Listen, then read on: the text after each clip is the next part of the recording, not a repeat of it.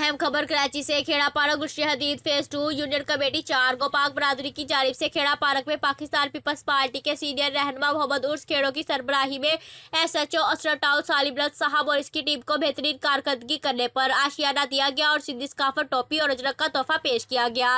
Police की कारकर्दगी के मुकाबले में कुछ टिकटों को जख्मी किया और गोपाक बरादरी का लूटा हुआ माल वापस करवाया, जिसमें कुछ बाइक्स और मोबाइल्स थे। अवाम को वापस करवाई गई। पुलिस ने मजीद कहा कि गुलशन हदीद से टिकटों को पकड़ा जाएगा और अमन अमान कायम किया जाएगा। इस मौका पर जिला information secretary, vice chairman union committee 4 Mir Abbas Talpur, chairman Rao Safdar Hayat, councillor Waseem Nashari, councillor Amjad Khero, Sadar Din Sheikh, Zulfikar लंड, Adil डेरो, Parvez चन्ना, वकास शेख, नवाब सोलंगी, मकसूद मंगी, खालिद लंड, शकील भाई, जुनेद डेरो, आशिक इंसारी, वकार लाख और इलाके के मुअज्जिन ने शिरकत की। हमायती न्यूज़ से अहमदीन हमायती की रिपोर्ट। मजीद खबरों के लिए देखते रहें हमायती न्यूज़ HD।